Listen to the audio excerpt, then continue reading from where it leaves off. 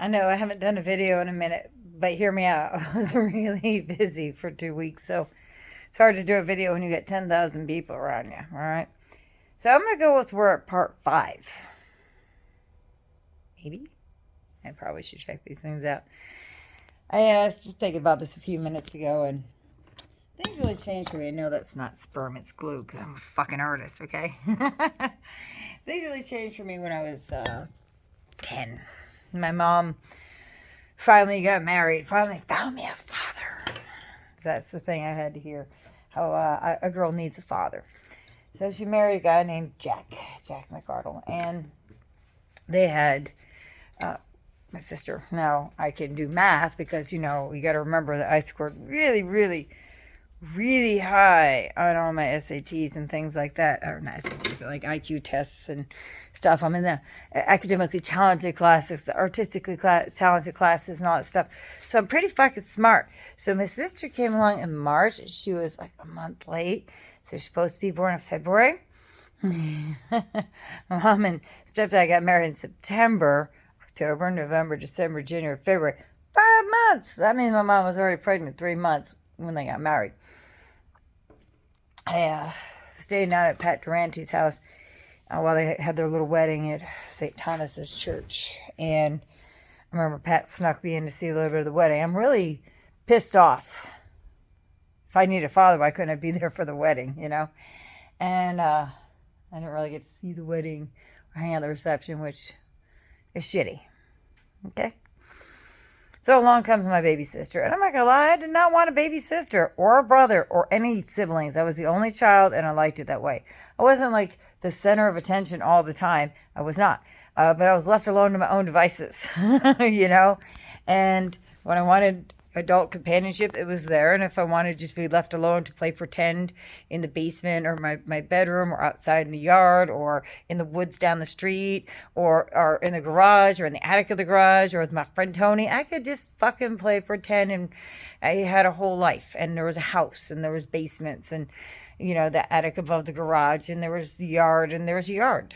And when we got married, we moved to an apartment, a third-floor apartment in an old Victorian house that was mushed right up against a newer, more modern office/apartment building. It had a couple of offices. I mean, smushed. Like the front of the fucking Victorian house had this house growing right out of it.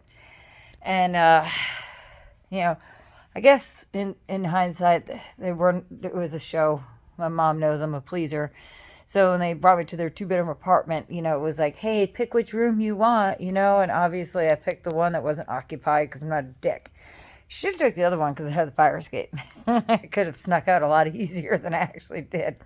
My bedroom window literally looked at a roof. But I found later, a couple years later, that if I went out my window and around the roof, I could jump down to there was like another little second floor roof above this laundry room. It was like an attached to the second floor of the apartment building. So it was just outside our door because our door was on the second floor, and then had to walk up fucking stupid stairs to get up to the apartment. So I could just slide out there, pop in that window, walk downstairs, and walk out the front door and go hang out with my friend Jennifer Monroe. Was she a pen influence or was I? I'm not sure. But really, it was just that. And it's pretty fucked up because my stepdad, like from day one, was kind of a dick. He wasn't abusive physically or sexually or any of that shit, but like, he was kind of a dick. I had never had a dad. And my dad was off doing heroin and making more babies with more baby mamas. He's a 13th stepper. And he's dead now, but I guess that's the 14th step. But a 13th stepper, he'd find vulnerable women, and impregnate them and then live off them. Much like first guy I dated properly. Not first guy I dated, but first guy I had a real relationship with. Same fucking thing. Anyway, different stories. First thing this guy did, though, was put me down. A lot. So, having a dad, try to figure out what this new dynamic, got a sister along the way. This guy takes me to McDonald's. And you're a fucking kid. That's like a great big thing, right? So we're going to McDonald's, and we get some fries, a McDonald's burger, a Happy Meal, and there's going to be a toy. And I'm much excited. So we go, and I'm standing there, and I'm all excited, and we're waiting for our shit, after ordering. And he's like, see that guy frying fries, right? I am 10. I want to remind you all this. I'm 10. I'm straight A fucking honor roll student in academically talented classes with an IQ of 150 fucking 9. This asshole, this basic fucking plumber, okay, has the audacity to tell my 10-year-old self, who's full of dreams of being a scientist and a geologist and dreams of being an astronomer, all these great things I had that I wanted to do, or a paleontologist or an archaeologist. I wanted to do something great, something with an ist on the end. He looks at the fry guy and he says, see that guy? And I'm thinking, oh, that's the guy he knows. We got an in on fries because, McDonald's fries are the best, right? And he's like, that's going to be you. What? That's going to be you. That's what you're going to end up doing. Look, y'all, I am 50 years old. And if I was dying of starving to death, and about to lose everything, I still would not work at fucking McDonald's because of this asshole's little statement. What a dick. So that pretty much painted the picture of the next few years of my life. And there weren't many that I lived with this guy, because this is exactly the kind of guy he was. He's exactly the kind of guy to fucking put you down so he could feel self-gloriously fucking better about himself. And I did have the satisfaction right before he passed away to tell him about himself. When he tried to say some put down shit to me, but they had lost the insurance on the car and they couldn't register it because they missed the insurance renewal because, he had doctor's appointments. This is like just life shit. But I went and put it on my insurance and registered the vehicle down here for them out of my own pocket. And he's like, oh, thanks. I thought when I gave you the title of the car, you would just steal the car. And that's the kind of fucking opinion this asshole had of me, So I told him, let me tell you something about yourself, bro. You have lived in the same fucking apartment that your mother lived in when y'all lost your beautiful house on Belle Island in Connecticut for whatever reason.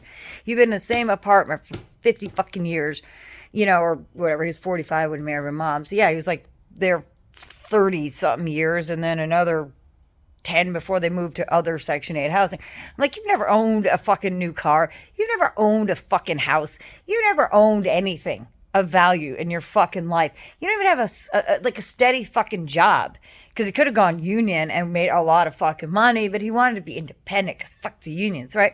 So he died very poor and left my mom with a whopping, $10,000 life insurance policy, which barely covered his funeral expenses, and his survivor benefits because he didn't have a real fucking job. My mom's trying to live on $700 a month. Yeah.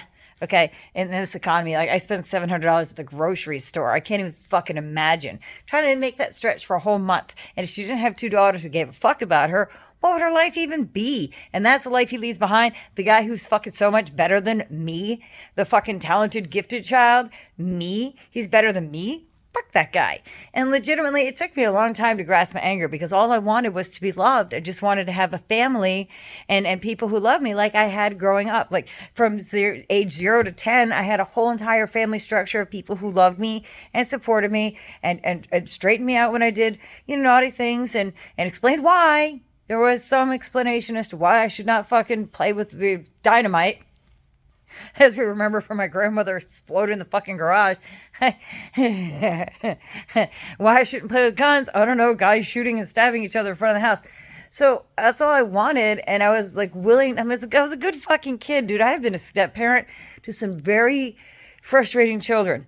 And I assure you, I was the much better fucking stepchild. Holy shit. So this is part 5.1. I might do more later, but I've got to become a superhero for tonight. I'm going to be Captain Sidequest for one of my Halloween costumes this year. Yes, because if you know me, you know. But age 10 is where all that shit changed. And, well, we'll get there after that, because from here we start getting into some really fucky shit. I wanted to start the series with my good childhood, and from here, you'll see what not listening to your children or fucking accusing them of shit they didn't do does to your children. Okay.